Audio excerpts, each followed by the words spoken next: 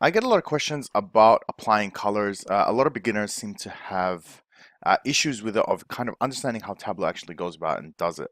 So what I'm going to do is I'm going to go through the Superstore example and just show you how these colors were actually applied, how to take them off so you can see the difference. So for example, with the map one, if I just go to the sheet, right? Whenever you see color or a color scale or anything in terms of color, it's always got to do with this thing, right? And if I take it off, and you can actually see it here from this little symbol right there, we'll just zoom in so you can have a look, right? It's coloring based on that value, right? You could put anything in there, but depending on what you put in, whether it's going to be a measure or maybe a dimension, the coloring changes. So let me show you.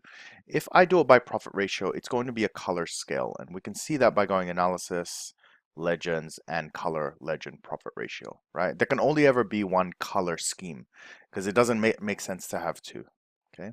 If I bring this in here, oops, hang on,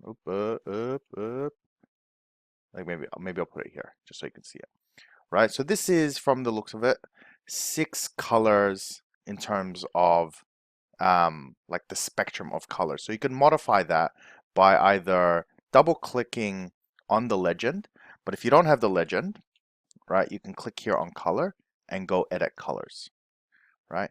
And from here I can see it's 6 steps, and that's all decided by this thing, right? Now this color option doesn't appear if you haven't got this color option here. So if I get rid of this, right, it's just going to be a single color because we haven't applied anything. So if I go color here, you can see it changes. So most of the time, beginners can't find oh, how do I change the scheme? Because you need to introduce a color first, right? So let's say I'm going to put country in here, right, as opposed to a measure, which is like a range of values, right? A country is like a label. If I drop it in here, every single one is going to be colored based on the country, right? So you can see in here, Austria, all the states are now the same color. And the behavior of the coloring obviously, again, changes with dimensions and measures. So let's take this out, put, let's say, sales back in, right? So you can see when I put this one in, it looks different from the original one, right? And that's because if I go into color, edit colors, the setting for here is different. This is a single color. So basically it goes from white to whatever color you've picked here, and you can change it just by clicking in and going in here. You can do your HTML and your RGB colors if you're doing color schemes and all that, all right? So let's say I'm going to change this to yellow, that kind of dark yellow. That changes, right? And that's called a custom sequential, okay? Now, if you do one with 2 colors, let's say orange, blue, right? It's going to transition from one to the other. And again, you can customize this. So let's say I don't want it to be from orange. I want it to be from purple. Go OK, so then it'll transition. Now, in here, there are an infinite number of colors along this spectrum. But sometimes you don't want that because maybe you just want a 2-step color. So for example, I'll take this, and a 2-step is a high, low, right? A 3-step is you got a medium, right? And as you add more, you got different scales. So it does simplify your visualization because you've got less groups of colors as opposed to a spectrum, right? Reverse just switches the colors around, right? That's very useful for definition. So for example, high sales could be good, right? But if you're measuring something else like number of incidents, well, a high value is a bad thing. Well, then you can reverse the colors depending on your scheme, right? Now, use full color range for beginners. I wouldn't want you to worry about that. Basically, what it means is when you cross the 0 barrier for values, so this range is going from 34 pounds to 331,000.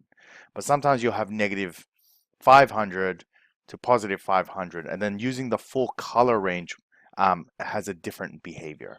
Okay, so that's as much as I'm going to go into in terms of selecting your colors, right? Let's go into a few other examples.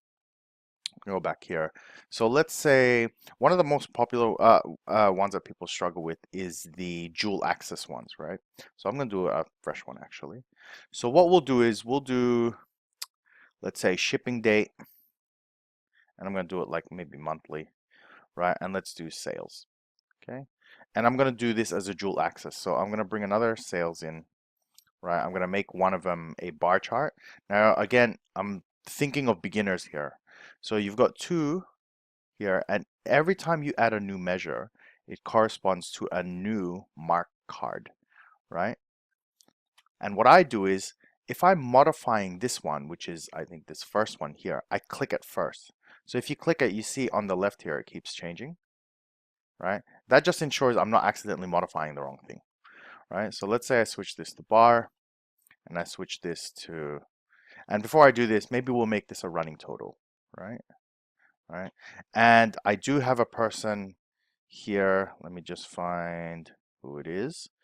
Rafael from Udemy, who is struggling with this, and hence I'm making this video for you, Raf, right?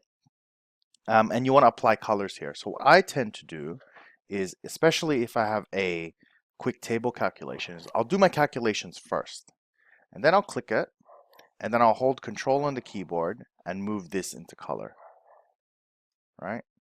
And because it's a line chart, there's not really much you can see here, but let's say we change this to area, right? Oh, that's even worse. Let's say bar, right? You can see that it's a little bit different now. Now it's always going to go up because this is a running total. So let's apply it to this other one. So again, I'm going to click here. I'm going to hold Control and drop it into color, like so. And you can see this is now all different, okay? And I think we'll leave it at that. So if you have any questions, please feel free to leave a comment, and I'll see if I can get back to you. So enjoy.